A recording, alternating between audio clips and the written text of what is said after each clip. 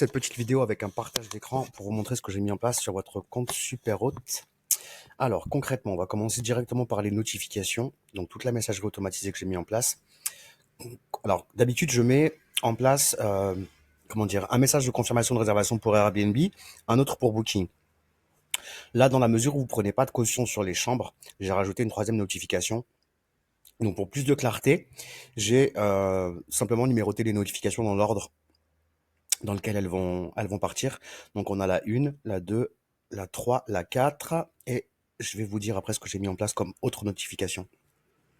Alors pour la confirmation de réservation, la seule différence, c'est que pour Airbnb, je ne vais pas parler de lien de dépôt de garantie obligatoire. Par contre, pour les réservations directes et pour Booking, je vais effectivement stipuler qu'il y a un dépôt de garantie obligatoire et que le lien sera transmis, le lien sécurisé 2 jours avant l'arrivée, donc 2 jours avant le check-in.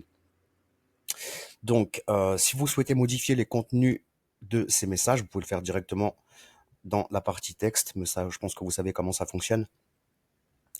Donc, pour rappel, cette notification stipule simplement, demande aux voyageurs de remplir le formulaire de bienvenue. Donc ça, j'ai paramétré ce formulaire dans tous les messages de confirmation de réservation.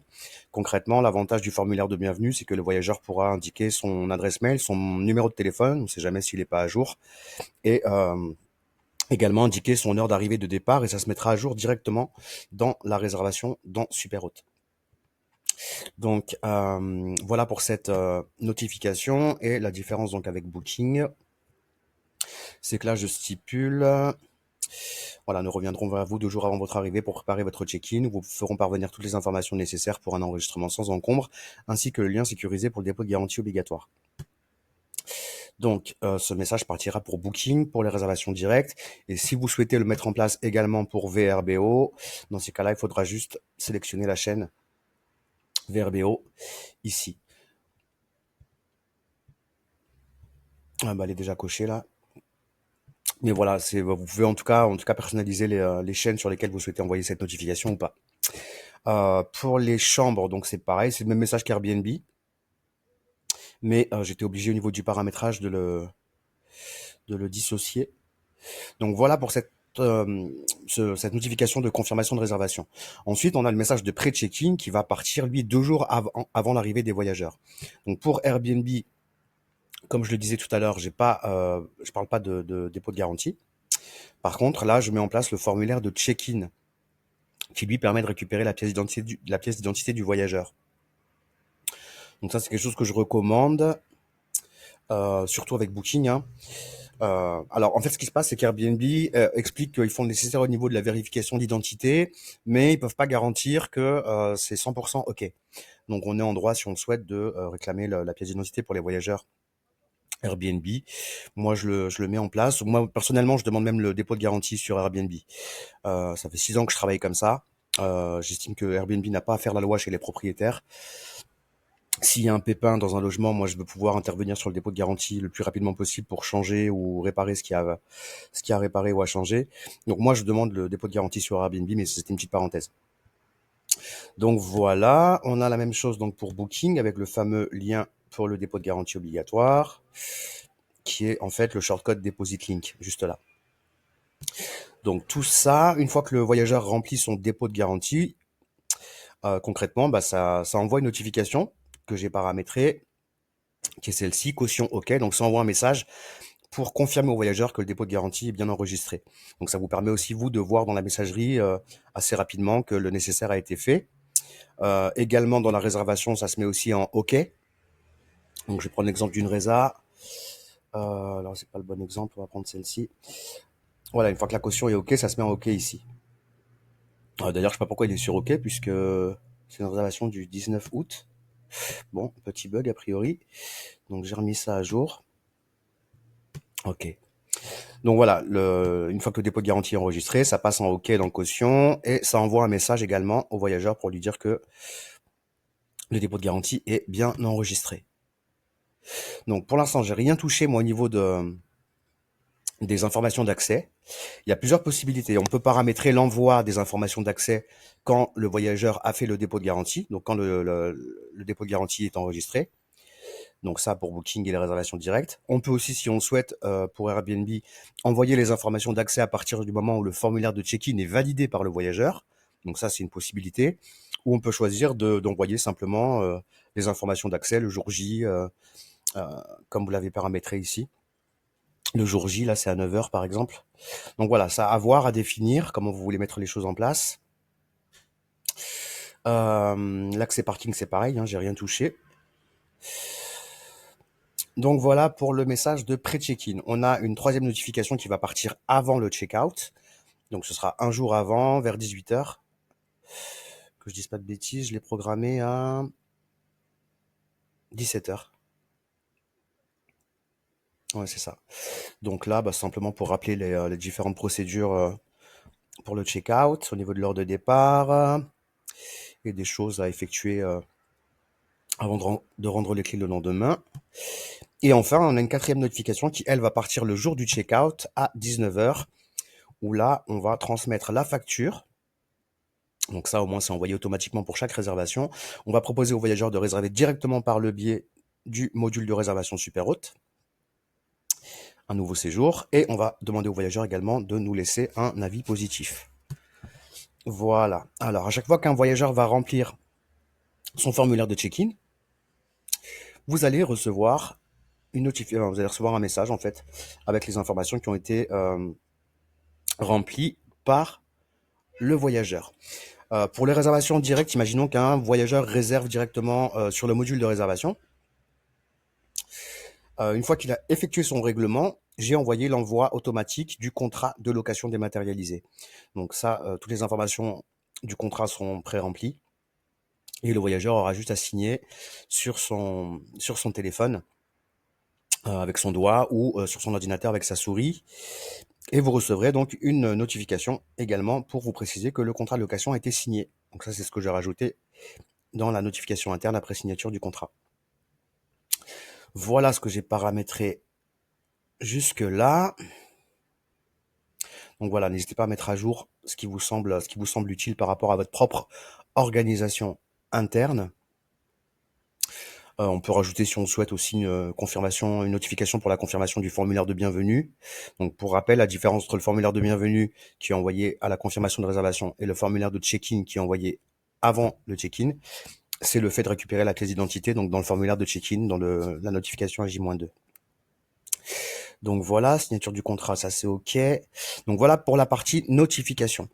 Ce que je vous recommande de faire pour la partie hébergement, c'est de bien rentrer les bonnes informations.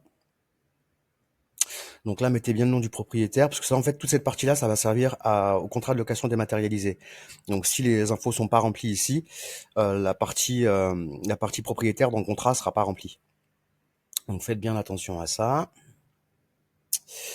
Je regarde la taxe de séjour, si vous l'avez mis en place ou pas. Ouais, ok, super. Donc ça, c'est bon. Le contrat, vous pouvez le personnaliser comme vous voulez. La facture, c'est pareil. C'est important de mettre les bonnes coordonnées du propriétaire ici, puisque à chaque envoi de facture, au moins, il y aura les coordonnées du propriétaire. Donc, pensez bien à remplir cette partie-là. Détail facturation dans chaque hébergement. Là, rien à signaler. Vous êtes connecté à Price Labs. Les checklists, ça, vous les utilisez pas pour le moment. Donc, pour les formulaires de bienvenue de check-in, c'est là qu'on va tout paramétrer. Ce que je vous recommande, c'est de mettre une photo du logement ici pour avoir un formulaire un peu plus sympa. Et donc là, vous redirigez les voyageurs sur l'application Cozy Up. Très bien. Super. Mais voilà, je vous recommande de mettre une photo, c'est plus cool. Il suffit de supprimer, d'ajouter une photo et d'enregistrer, tout simplement. Là, alors on a dans le formulaire de bienvenue de check-in, on a notes et commentaires et les deux sont des champs obligatoires. Donc moi, je les passe toujours en non obligatoire parce qu'en fait, parfois les voyageurs ont rien à dire, donc ça les oblige pas à écrire quelque chose si c'est pas nécessaire. Donc voilà, j'avais mis en optionnel. Donc ça, c'est OK. Alors après, si vous recevez une clientèle internationale, on peut aussi préciser en anglais, par exemple, welcome form. Et pareil pour cette partie-là. Enfin, alors là, on dit afin de préparer votre arrivée, recevoir le guide de bienvenue. Donc là, c'est pas vraiment le cas puisqu'on les redirige pas vers le guide de bienvenue, mais vers un lien Cozy Up afin de préparer au mieux votre arrivée. Ok, to prepare your stay. Voilà, donc ça, c'est à vous de voir si vous voulez le mettre en anglais ou pas. Check de forme, je vais marquer remplir le formulaire. Form to prepare your stay. Voilà, c'est fait, donc je vais bien enregistrer. Peut-être pas me prendre parce qu'il n'y a plus de photos. Eh oui, j'aurais dû mettre... Bon, je vais mettre une autre photo en attendant, mais pensez bien du coup à mettre ça à jour. Allez, je vais mettre celle-là. Voilà, dans chaque hébergement. Qu'est-ce qu'il veut? Ah oui, c'est parce que je n'ai pas enregistré. Ok, c'est bon maintenant. Donc là, on vient de voir donc pour les formulaires. Pour la partie plateforme, là, tout est ok.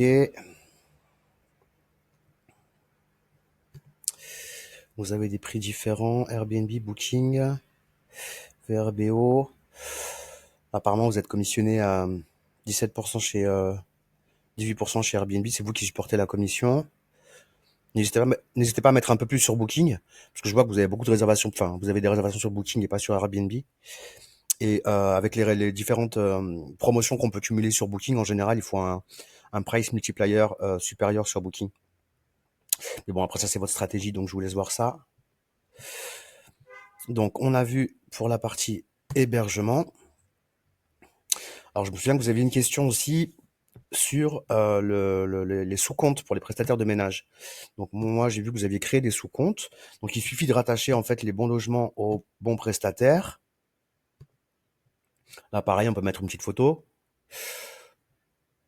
Souvenir d'un indication de l'adresse mail.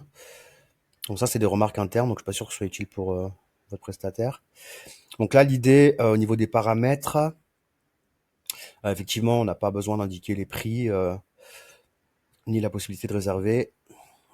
Donc si vous avez un client conciergerie, vous cochez ici, vous enregistrez. Si c'est un prestataire de ménage, on va juste laisser l'accès au logement. Donc pour ça, on va bien sélectionner les bons appartements dans la partie de droite. Et bien sûr, les calendriers, réservation. Les messages, moi, je les laisse en général parce que il peut y avoir des informations pratiques pour le prestataire. Notification, activez-le parce que ça permettra au prestataire de recevoir une notification sur son application Superhôte.